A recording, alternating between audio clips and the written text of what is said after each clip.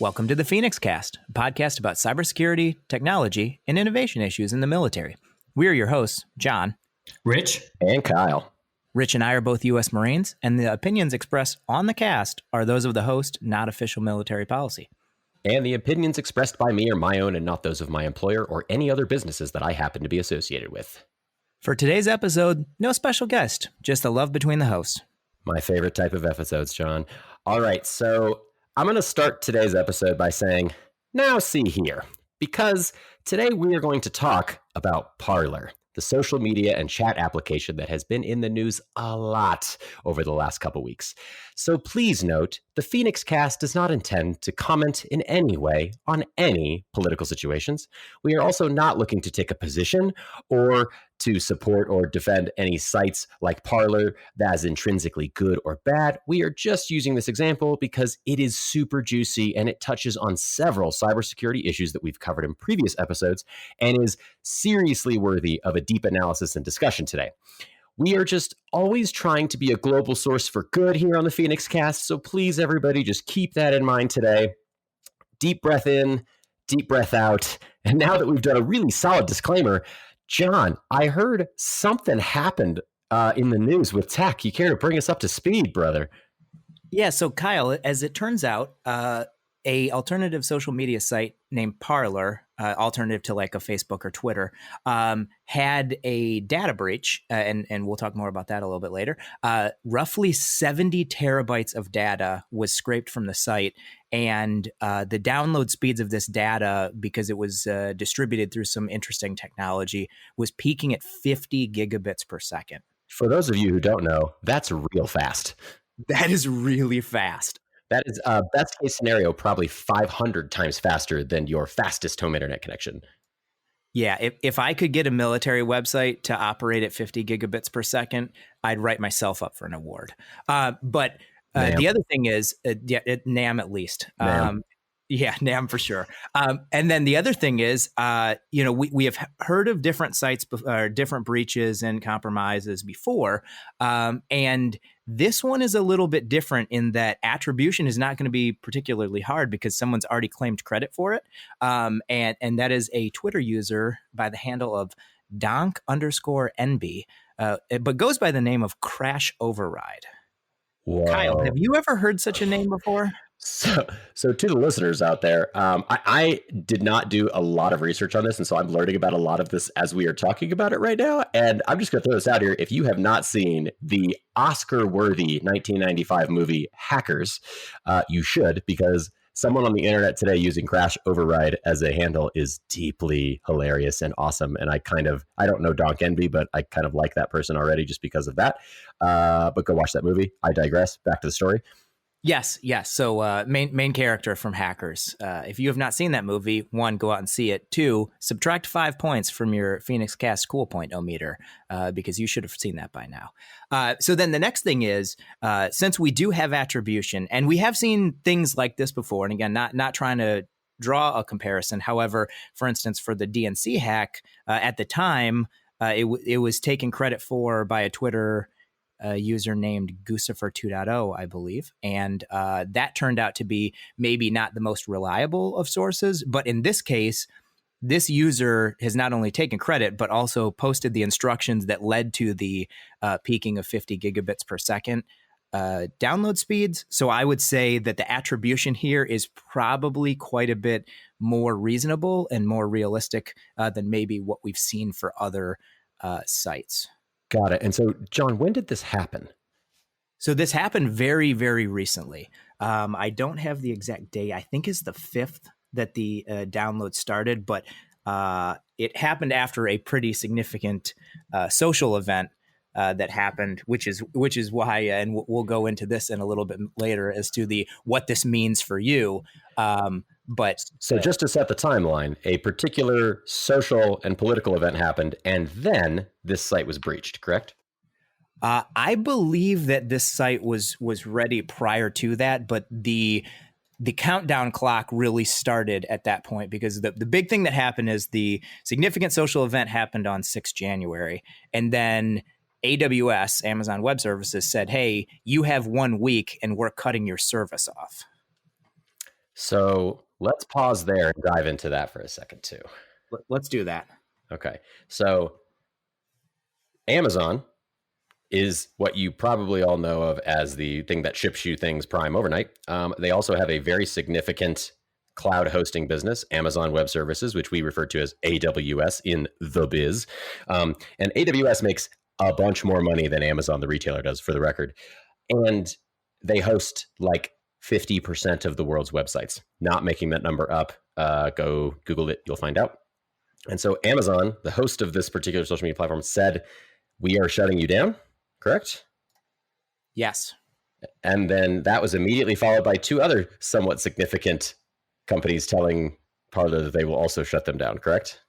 Yeah, so that would be both the Google Play Store and the Apple App Store. So where you get applications for your Android phones, and then the Apple App Store. Both of them said that the Parler app was going to be removed from the App Store, in addition to AWS cutting off their hosting. Okay, so the prime distribution method of this particular app was ripped out from under it, and the method of its technological hosting was also ripped out from under it, all in like a 24-hour period, correct? That is correct. And it gets even, for the story, it gets even better. Okay, tell me more. So as we've kind of talked about in the previous cast, and this is a original Kyleism, which I believe you said something to the lines of, if it exists out there already, don't try to recreate the wheel. And specifically, you were talking about Secrets Manager, I believe, when you made that initial claim. But I think that concept could probably be applied to a lot of things, such as, for instance, 2FA. Ooh, yes. So I deeply recommend people do not write their own multi-factor authentication application. There you go. So in this case, Parler was using one called Twilio. And Twilio, their 2FA vendor, also cut off their service. But they did not give them a week to get that squared away, or at least that certainly isn't what it appears from the postmortem. It appears that they just got cut off right away. So 2FA went immediately away for the site. Interesting. Yeah. So what that means is both verification of accounts, because 2FA a lot of times will have to do with making sure that your sign on is good after you've created your account, signed in, get up. And we talked about with Troy Hunt when he came on about how a lot of people don't enable this. But in many cases, 2FA will also be used to verify identity when you originally create an account. Right. So that essentially made it where nobody could log in if they had 2FA enabled on their account, and new accounts could also not be created. Yeah. And so the other thing that happened is, if it was, and there's a security paradigm right there, right? Do you fail open or do you fail close? So if you lose to 2FA, is your site set up for you to just not request that second factor, or is it or does it say, "Hey, we're shutting everything down"? It turns out it was a bad choice to have to make. Again, I am not the sysadmin for Parler, but what I can tell you is that it appears from the postmortem that this was a fail open scenario. Ooh, fail open on your 2FA. Yeah, risky business. Yeah, in a little Google diving that I did, it appears that there are quite a few Python scripts out there on the internet. If you want to mass create a bunch of Parler accounts, you can find that pretty easily. Okay. Yeah, so I would say it's pretty obvious that it's definitely a fail open scenario. Wow. All right. So let's digest this. Before we actually do that, John, any other monumentally disastrous things happen? There are other disastrous, but let's take a moment and go through the stuff we know so far. Okay, so all of you that are out there, we are assuming if you're listening to this cast that A, you are already a super nerd, and B, that you understand what it means to operate infrastructure and or provide services in some way to someone, whether you are a Marine doing that in the field to, other Marines or other service members, or whether you are, in the civilian sector and running a product for a company or service. I want you to just imagine what it must be like to have your host give you 7 days notice that you will no longer be hosted, and to have your multi-factor authentication service immediately stop working and not come back because you've been blacklisted to some extent, and to have your prime distribution method for your app completely removed. Now, let's just you know, whatever the app is, I don't care, but I want you to just sit there for a second and think about what you would have to do to repair this, and sit with that for just a sec. That's a big deal. So I can't overemphasize what Kyle's saying here. Like, this is epic. From epic badness. I'll put it that way. Usually epic's used with the happiness phrase, but this is epic badness for an organization. All of those services combined, taken offline as part of your operating model, it's almost an extinction level event to recover from. So I know like a lot of the reporting started on the 12th of January. I think there's a big public Wired article that talked about this, and that Wired also mentioned like, oh, they'll be back up on the net in about a week. So I haven't gone to look at the services themselves, but this is a pretty epically bad situation for the customers of the site. Yeah, and just there's so many things that go into this, and we're going to dive into this here a little bit further, but just keep thinking about that as we talk about this. Now, John, this data that was leaked, what is in there? Like, what sort of data was leaked? Yeah, so what I've gotten from the research so far, and initially what was said was that this was going to be a major crime because one of the things that Parler did for account verification was request photos of driver's license, and there was a concern that driver's license had been hacked and downloaded and some other things. It appears that is false, but what it does seem to have happened is roughly 99% of all the posts made on Parler have been scraped and downloaded. So basically, if someone had a post, you have to assume if you posted it on Parler, it has been downloaded and is now out on the internet. Okay, and John, when we talk about the term, breach in this particular instance, what was the attack vector that was used by old Crash Override? Yeah, so what they ended up using was something called an insecure direct object reference. So kind of the rough idea is if you very simplistically, if you think of you asking the web page or you asking Parler, hey, I'd like to go see a thing. And Parler says, okay, cool, I'm going to send you to thing number 1. And you looked at and you'd be like, well, if I'm seeing thing number 1, the next logical conclusion is, well, the next post is probably thing number 2. And so you just change the 1 to 2, and that's the second post. And if you make them sequentially like that, in the computer programming side of things, if you just like post plus 1 equals next post, and it's easy to guess like that, that is roughly what had happened. Whoa, and so there was no authentication or anything? You could just browse anything? In this case, because of the way that it was set up and the combination of the two things of one, setting the posts up sequentially like that, and because of a vulnerability, they were essentially, yes, able to unauthenticated scrape all site post data.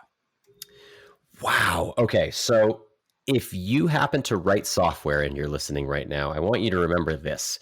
Do not sequentially number anything that is accessible by any user ever. Full stop. Yeah. And I mean, this is one of, taking me back to my teaching Sec Plus days. This is kind of one of the things that we spend an awful lot of time when we talk about the PRNG, the pseudo random number generator, and essentially how all cryptography is based around removing the ability to guess, right? So right. It's kind of like how close to purely random can you get is roughly going to be the measure of your security. And so this is almost more of an OPSEC breach than it is an actual like cyber security breach. This is just kind of boneheaded design moves. Yeah. Well, I mean, sorry, Rich, go ahead.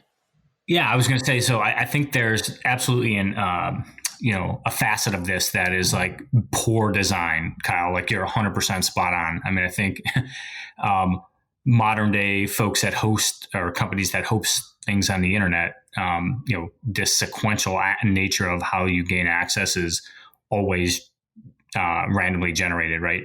But I think also too here, the just broken access control, which is what underlying is the cause of the real breach here. Because even if that stuff was randomly generated, you would still want the ability to authenticate to the non-randomly generated object, right? That John was talking about. So I think that put very, very bluntly here to kind of help the viewer or listeners understand kind of what we're talking about here is that restrictions on what authenticated users are allowed to do are often not properly enforced when broken access control is a thing, right? So attackers can exploit these flaws to access unauthorized functionality, such as other users' accounts, view their sensitive files, modify their data, or change access rights. And I think ultimately that's where the underlying security issue comes from. Does that make sense? Yeah, I think that's a good clarification.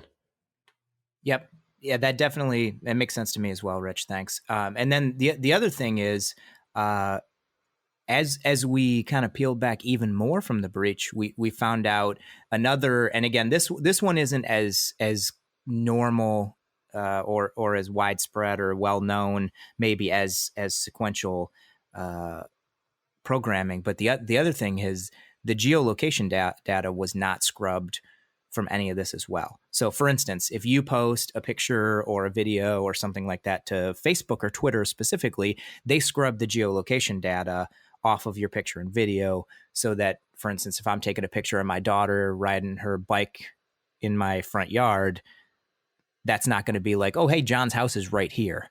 That's one of the things that Twitter and Facebook do to kind of help protect your privacy. But in this case, this was something that wasn't done. So not only do they have all of the posts that were made to the site, they also have all the geolocation data associated with those posts.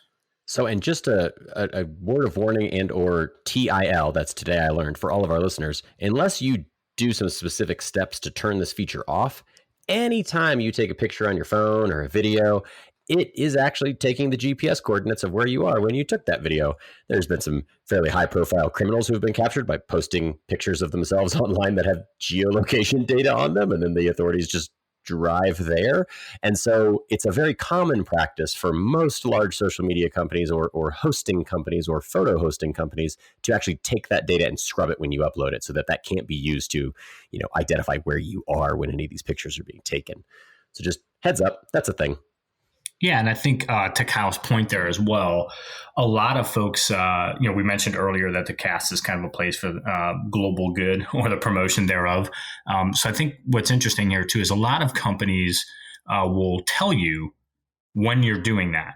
At least the ones that are like very forthright and upfront, they'll post notifications that say, do you authorize this service said company to collect this data, right? Or give you a notification saying, do you know that you are geotagging this photo, right? So that you're just kind of, up front what your privacy rights are, and two, that you're actually exposing some of that privacy. So a lot of companies nowadays put features in their service that at least make the user or the customer aware of what's going on. And so I think when we also talk about sites that, have a good security posture, or nowadays it's security and privacy posture, you want to look for those things as an individual or as an organization that might be using a service in mass before you actually start uploading data, to Kyle's point. Okay. Wow. So this is a lot to generally unpack, but this is actually, well, I say it's a lot, but this is actually much easier to understand and scope than a lot of the stuff that we've recently seen. Like, we did an entire episode on the SolarWinds hack that was very in depth, where that is just infinitely big in scope. And this is a much smaller scope and easier to understand. But because of that, it's easier to also talk about sort of some ways forward. So I'm getting a little ahead of myself, but I'll kick it back over to you, John, for continuation of the story. Yeah. So the other thing I wanted to settle on before we kind of finish up here is they did request pictures of driver's license to verify identity. And what I would say is, if you're a site designer moving forward, or if you're a consumer of any site, I would not feel comfortable putting a picture of my driver's license to get access to your site. And I would recommend, as a good security practice, that not be something that you would do as well. Yeah, I actually had to end up taking one of my professional certification exams over again, because every 2 years I have to take it, just a couple of days ago. And, they asked me to hold my driver's license up to the camera. And it was this kind of weird moment of me understanding that, well, there's no way I'm taking this exam remotely unless I do this, but I'm really uncomfortable doing this. I can't imagine having to send that to like Facebook. Yeah. Yep. And then the other thing, so that we can kind of conclude with our security issues from the site, the other big problem is there was no rate limiting put in place. So there's a process known as scraping, where essentially a user, and in some cases somebody nefarious, but generally someone doing something outside of maybe the site's original intention, scrapes or tries to take all of the content off of a site. This could be completely scrape a site so that you can recreate it, restand it up with a name that's very close. Like, for instance, you try to scrape Google and make it with one O, register that domain name, and then you put malware on there is a popular concept. But not all scraping necessarily has to be bad.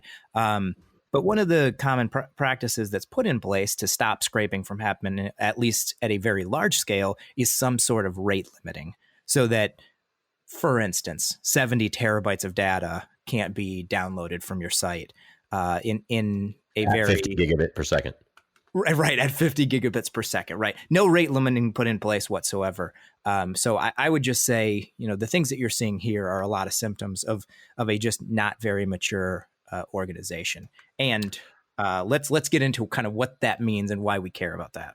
Yeah, and I want to double click for a sec, John, on the scraping issue, because scraping is very much, even the term sounds kind of violent, right? And not fun, but there's a lot of actual business reasons why you could or should want to scrape something. I've actually worked at a number of companies where I have actually needed to write a scraper in order to accomplish something. Usually it's like a migration from one thing to another thing, and I just need the data, and it's not in an easy format, so I need to scrape. As I'm sure all the listeners know by this point, John and I are huge CrossFitters. And so CrossFit, the company, has a annual workout competition, and they post the leaderboard online, and they actually allow people to scrape that leaderboard in order to do data analysis on the workouts and the scores and stuff like that. So there are generally good reasons to need to scrape. And most cloud providers actually have published information about how to scrape on their system, because, again, there are genuine business needs for it. But you want to make sure that you balance the use case and the persona of who you want doing that with the ability to do that. Just because they can doesn't mean they should. To really pull it back to a Jeff Goldblum quote from Jurassic Park, which I got to get in there. Rich, I stole the first quote of the day from you. Apologies. It's awesome. Go ahead, Kyle. There's a knife hand being directed at you as we speak. Exactly. But generally, scraping is not a terrible thing, but most times you hear about it, and especially in the news, it's going to be absolutely a terrible thing. Okay, so what I'd like to do, because I think normally when we're talking about these types of things for all the previous casts that we've done, we've gone into the user side a little bit, but we normally are more on the kind of site owner side of, like, if you're designing a site, please don't do the following things. But let's break with tradition here and take two tracks. What does this mean, and why do we care from a site ownership standpoint, and how we can make sure that we wouldn't make these types of mistakes moving forward? And then I'd like to also take hey, as a consumer using resources, there are some things you should consider. Who wants to start me off on that? All right. So I'm going to tee up Rich as the former Amazonian because AWS's CTO is a really awesome guy. His name is Werner Vogels, and he has this very famous quote. And Rich, do you know it off the top of your head? No, Cal, go ahead. Oh, man. All right. So the best quote he's ever come up with, in my opinion, and that's probably grossly understating the man's intelligence, is that everything fails all the time. And he has specifically asked Amazon to be built with that in mind. And I want to just start off by saying this is, as Rich put it earlier, an extinction level event for just about any company, but it shouldn't have been, for the record. I don't know if that's teeing this up at all, but John, you want me to go in any different directions now, or can I just dive into that? Dive. Okay. So the internet, it's a series of tubes, everybody, and it's run off of some very critical pieces of technology, the most critical being BGP and DNS. BGP is the Border Gateway Protocol, used for routing all the things. John could probably give us all a masterclass on BGP that would last 8 hours, and he still wouldn't be done. And then we have DNS, the domain name service, which turns you typing www.google.com into an IP address and sends that across the router via BGP. And let's just start at those two levels for a quick second about resiliency, and then we'll dive more into the basis of it. But when you type www.mywebsite.com, that is a service that is hosted somewhere. And Parler was hosted on AWS. So now they can't do that anymore, and they have to go find a different service to host them and then point to a different set of IPs. Now, since they were cloud-based, I'm assuming BGP actually wasn't an issue, but here's the deal. If you can't go to any other cloud provider, BGP instantly becomes an issue because there are only a few ways to actually host applications on the internet. Cloud is the new hotness, if you will, for the last few years, but pretty much, 10 plus years ago, the vast majority of people were hosting websites in co-located or on-premises data centers. And in order to do that, you needed to have a connection to a service provider, Verizon, NTT, Docomo. There's lots of companies out there that do this globally. And they would give you an internet connection and they would give you an IP address. Now, you could also buy IP addresses, in which case you own them, and then you have to advertise those IP addresses out to the world for your particular website. So let's just pause there for a quick second. John, can you see any problems where those two technologies could cause an issue with this particular type of outage? And if so, how would you mitigate them?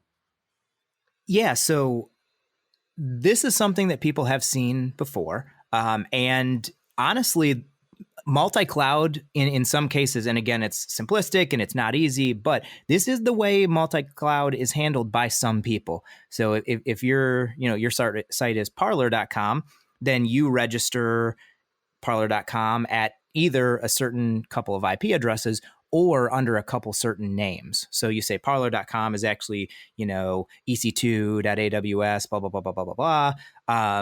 And so what you could just do is you could turn those off and you could put more answers. So 2 of the answers could be AWS, but 2 of the answers could be Google. And then if you got delisted from AWS, you could just remove the AWS. Again, that's assuming that you saw this coming already. You had DNS set up for both of them, and you had a scenario where you could easily move back and forth from them. This is one of the reasons why people say, it's to design for multi-cloud and obviously to test it. But again, both price and complexity wise, that might be a little bit too much for you. And the other thing is because almost all of these problems are solved by DNS. And if your DNS provider and this is where if you ran into legal problem, you would be in trouble. Like if you had the government remove your DNS, you're just done because you're not getting that back. And you'd have to get back to your 1 million+ users that you have a different name.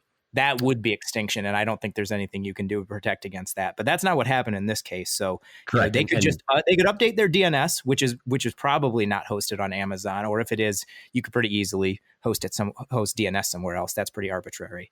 So you would have to think about that DNS, and I would hope you have tested that out before as well. Yeah, and DNS is also a service that doesn't have agreed upon rules between clients and servers. So sort of by default, the time to live on a DNS entry is a couple days usually. So if you change your DNS address to point from, let's say, AWS to Google, your device might not even bother to look and see if something's been updated and just keep forwarding you to a broken site for a long time. So just also remember that. Yeah, it's going to involve a service outage. Yeah, and your performance is going to take a hit as well, depending how you've set it up. If your DNS is set up for the first couple answers to be Amazon, and you only get to your backup provider after it's failed all the Amazon providers, you're going to see performance hits. Like this is not something that's just going to happen seamlessly. I think this is one of the disservices that happen on the internet, where everybody just says there's an easy answer, and that easy answer is multi-cloud. And we just like, oh yeah, like Kyle had mentioned, kind of like click the box for some sec DevOps. This sounds like it's as simple as just click the box for some extra, DNS and some extra resiliency and some extra multi-cloud. But the reality of how you would actually make this happen is a little bit more complicated than that. And there are costs and, manpower involved with all of this stuff that I want to say is a bar that's high enough that most people aren't doing it. Yeah, and you hear a lot of people talk about how like the traditional networking skills are going away. I'm here to tell you, no, they're not, because of things exactly like this.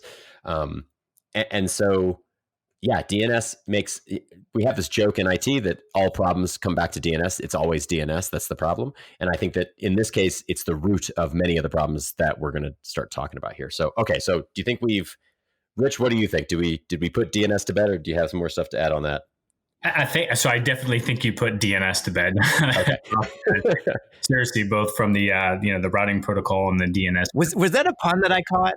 A pun? I'm not that smart. DNS being the root of all problems. Was that one of your puns? Okay, yeah.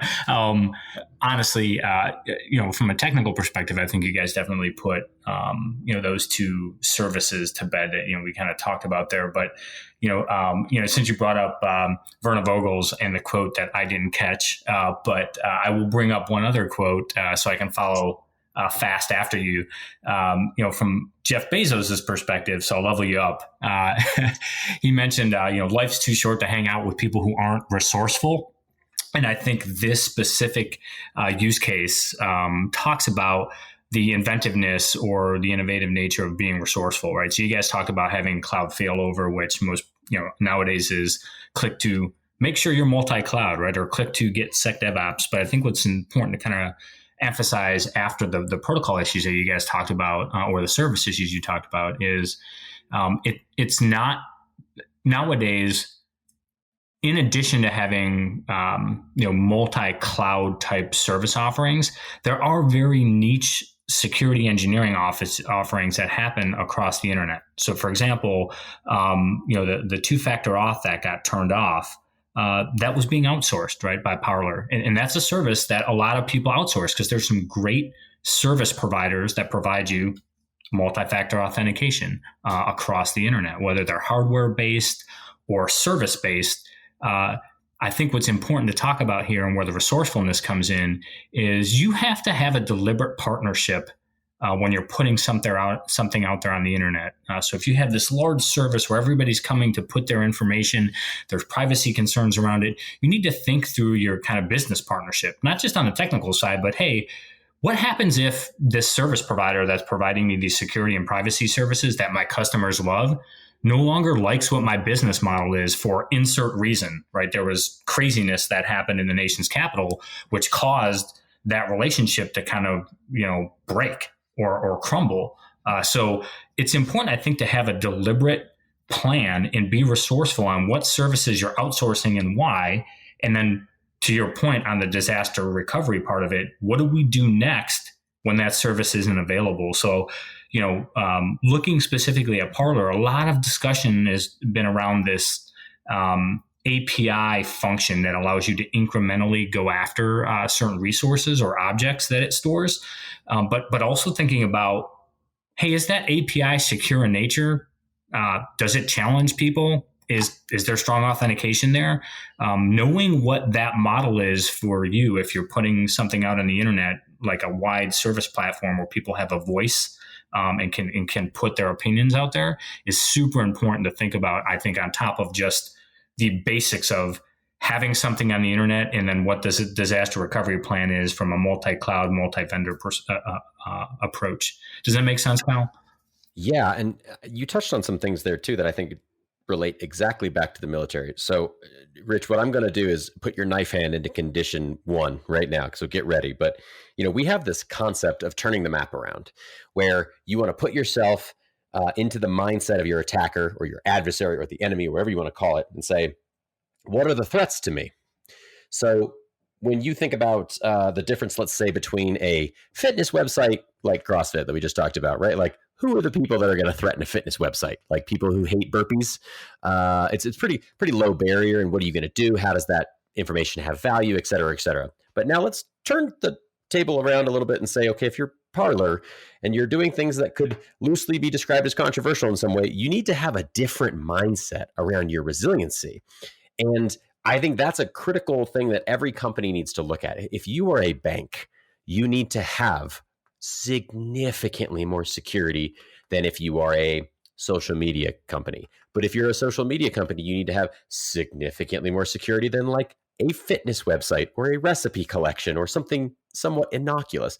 And you have to put yourself in that mindset where, how do you threat hunt on yourself? And are you even qualified to threat hunt on yourself? And I know that the military does a great job of training these things, but Rich, anything to add? I mean, yeah. So I'll double click on what you said, and also I guess I'll go back to quoting somebody else who I'll leave their name out because we didn't ask their permission. But in a former life, I heard a leader say multiple times, if given the opportunity to invest money over internal efficiencies or over hiring somebody to be on my red team and penetration test my services that I'm offering up to my companies or customers, I will double down and put money into penetration testing. And I think that speaks directly to your point, Kyle, right? Turning the map around, looking from a technology perspective at your stack, full stack, right? And say, where am I vulnerable here? But more importantly, why am I vulnerable and to whom? And then figuring out your strategy to mitigate that, because you might not be able to reduce your risk to zero, but having a mitigation plan and then a continuity of operations plan to follow, I think are spot on. So I completely agree with you, Kyle. And I want to add, Kyle, before you take it another direction, I want to add something on here. So +1 to what Rich just said, and 100% agreed. The other fork in the road I kind of wanted to take here is I still think your advice to everybody was right. Twilio leaving Parler isn't a reason to start insourcing all of your MFA needs. What I think you should do with this is, in the future, like you said, if you know that there's going to be something that's either controversial or I think the way this sits is in your metaphorical file folder, you have Twilio and its 2, 3, 4 next closest competitors vetted. You know how much they cost. You've got contracts ready to go, et cetera, et cetera, et cetera. So that when the bottom end does end up falling out, it's not catastrophic, because research in a crisis scenario is almost certainly going to end up poorly. So what I would say is don't lose faith in Kyle's previous predictions. Don't try to build an army of software developers that are going to take care of all of these problems. Like, people whose job it is to do MFA are probably the people you should have doing MFA. But do your research and have a backup plan ready to go. Right. And there's a whole other piece to this where, and we've talked about this numerous times, but I feel it's worth talking about again, where if you put all your eggs in one basket, it only takes one problem with that one basket to cause a lot of broken eggs. It's not a great metaphor anymore these days, but just, let's just say you're all in on AWS. I don't fault you on that. Same if you're all in on Google Cloud or Azure or Oracle Cloud or whatever, right? Like, cool. But what happens if a meteor hits the US East 1 data center, right? Like, you're done. There's nothing that you can do. Your data is now a smoldering crater. So you want to try and diversify, not just geographically, but as this lesson teaches us, across vendors, right? You want to separate even the business logic of the two choices that you have.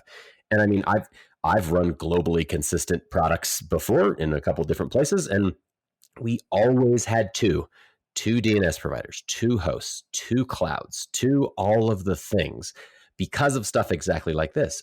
And you want to deeply avoid any sort of vendor lock-in. So go with open standards. Gentle plug, I love working with Google because they focus on these sorts of things. But if you are using a traditional OTT MFA protocol and you just interface with an API, it's very easy to switch from Twilio to, John's House of MFA or whatever product we have out there. And that's somewhat trivial in your code. I don't want to oversimplify the process, but I do just want to say, if you use an open standard, you'll be able to find others that can help with that. And if you use an open standard, odds are you will be able to, at least at some level, utilize some version of open source that you can host anywhere if you want. But if you're just saying, I'm going to make API calls to Twilio and everything is going to adapt to Twilio's API call, and find and replace Twilio with whatever product you're using in this statement, there is inherently a lot of risk that you are taking on in that one vendor. So diversify your assets, to quote the Wu-Tang Clan, and also try to make sure that you are thinking about things in terms of open standards or open technology sources, so that you can make sure that you have options in the event of disaster, or at least options that allow you the minimum possible pivot effort, I guess is the thing. If you're writing it all yourself, okay. Yeah, no, Kyle. I mean, I think to put it from a a U.S. Department of Defense kind of strategy perspective, a term that we've heard in the past, right? Are flexible response options, right? You should have flexible response options, to quote former President Kennedy, available, right? And simply stated, your statement there on open source standards is a great way to give yourself flexible response options, if that makes sense. Totally. And John, we talked about open source, which means I feel you're probably triggered to say something here.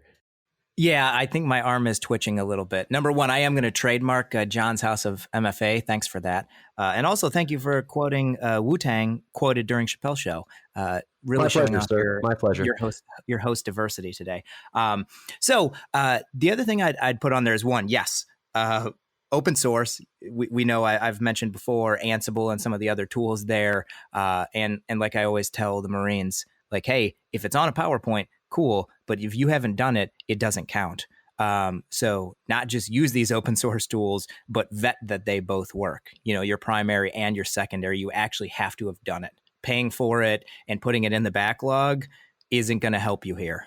You know what I mean? Like full on, you have to have tested. Failover testing, whether you want to call that like DR planning and testing events, or, start with tabletop exercises and just talk everybody through and make sure everybody knows this is the thing we're actually going to do when we get into the panic, because education is always step one. But you have to have tested these tools. You got to run that Ansible playbook that publishes your site to both providers, or, whatever your resource that you're managing. You actually have to have done that thing. Yeah, and that's an interesting point too, of how do we, take the code that represents our product itself and get it to more than one place. And it has to be able to run on both of them. So That's if you're doing some sort of proprietary code that only works on one cloud provider, that is a decision you need to make, like eyes wide open, completely understanding what you are doing. Yes, absolutely. Yeah, I was just going to say, so to provide a concrete example of this for our audience, when we talk about open source standards, right? So, especially in relation to, we're talking about authentication and security, right? Like, and we'll link to this in the cast notes, but the Fast Identity Online Alliance, or FIDO Alliance, is a perfect example of an open source standard that, if you're building to that standard, you're going to be able to interface with a whole bunch of services that you can either pay for or tie into via API on the internet. So I just kind of wanted to give a concrete example there, because a lot of times we talk about open source, but sometimes we don't just drop in so what do we really mean by that? So again, this is my kind of plug for FIDO here, because I love them as an open source integrator of security. So we'll drop that in the cast notes. Yeah, and the other thing I would say is, Kyle kind of mentioned about the spectrum of political viability, or whatever we want to call this, of like how controversial we think our site might be. Your political riskiness, maybe. Political riskiness. Yeah. And where are you on the ORM? Right there you go, on that spectrum. Where do you place yourself? But the other thing I want to say is the calculus has changed pretty significantly, even in just the last couple of years. So I want to, and again, I'm not trying to be hitting the political lightning rods here, but Project Maven, which was something that the U.S. government took and said, hey, we are going to work with Google on Project Maven, and in partnership, we're going to do some cool things for the Department of Defense. It was all set up with Google's leadership. It was all set up with the DoD, and then Google employees said, hey, we are not going to be part of this. And it got canceled. So what I would say is the calculus is a lot more complicated than maybe the simplistic terms or way we would have seen this previously.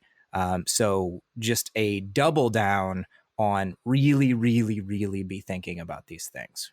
Really, really consider it.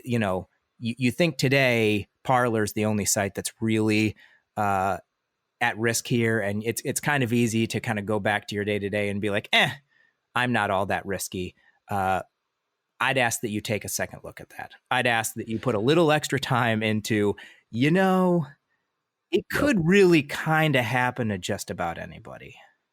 That's right. And you have to stay on your toes. Like any 0-day attack or vulnerability that is discovered, you can have a 0-day social pressure situation or a 0-day shifting political wind situation. There's so much that can influence the data that you house and why or when you can become a target. And it's tough. You cannot rest. You have to be constantly vigilant.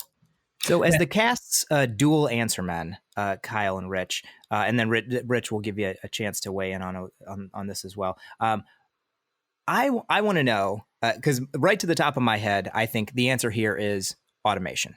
Automation. Oh boy, here we go. Yeah, I mean, I can't help myself, right? But do you guys both see it that same way? Is automation the right answer? Is kind of like automation in an open standard sense, is that the way that you combat this problem set, or do you kind of look at it differently? And before we start on that, Rich, I think you had something to say, and then Rich, you can just go right into your thought. Yeah, my only comment on the previous conversation was specifically from the perspective of, as an individual. Kyle mentioned like 0 days from a kind of wetware social perspective, and I think it's just one of the things to note for the audience is, social media platforms are so ubiquitous these days that everything you do, whether you like something or you retweet something, you're participating in this community of social online users, right? So I think just from I'll use a phrase that's been thrown around here all the time now in relation to the COVID pandemic, but like out of an abundance of caution, right? I would think about what you're liking, what you're retweeting, because that in and of itself is kind of playing into this social exchange, right, of ideas. So if you're concerned about what you're putting out there or what the security state is of the services you're using, take a look at the services, but then also take a look at what you're doing when you're interacting with that service, because almost everything, to John's point, and I'll move right into automation next, is tracked in some way or measured in some way. So that's important to think about, right? Yeah. Hey, Rich, I'll also do a quick note here. Like, make sure you understand like terms of service, your end user license agreement, the acceptable use policy of the products that you're using, because those are corporations and private entities and have very different rights than individual citizens. And there's a lot of controversy around censorship and things like that, which we are not going to weigh into, but just, educate yourself, because it can only help. Yeah, no, well said, Kyle. And, I think, and jumping right into John's question then about like automate all the things, right, and use open standards when you're doing that automation. My 2 cents on this, John, is that I go back to the resourceful quote. You just have to have a plan and then take deliberate action on that plan, and have options available that make sense with your plan's end state. So what I mean by that, instead of being so general in nature, is I do think removing human error is a direction that almost all folks that are building software need to go, right? Or at least know exactly where in your processes you want humans to interact, right? So when we talk about Project Maven and, to use General Mattis, his quote in like making the DoD more lethal in nature, from a Project Maven perspective, there's a place and time to automate, and using machine learning to do automation is fundamentally awesome, right? Knowing where you want humans to be in that process to make decisions, because there's a risk calculus that you would like somebody to, with wetware as a part of their makeup, insert themselves, is important. But ultimately, I do think that, when it comes to automation of tasks that are done more than once, right? If you do it twice, it's right for automation. I think that's important. I think that open standards in that process are also very important, because that gives you, as I mentioned earlier, these flexible response options, right? That you can go to other people using RESTful APIs in a secure way to, get a service if you need it, if your service provider goes down. Because I also agree with Kyle that if you're starting a business, and I think this goes to our audience or subcomponent of our audience, which is those transitioning from, say, first Marine Division to first Civ Div, if you're going to go into a business or start a business that where you're going to be active and online on the internet, you need to have a plan for how you're going to, execute that business from a, online presence perspective. So I guess where I'm going with that is make sure that you do exactly what it is that you're providing to your customers as a niche service, and you double down on that, right?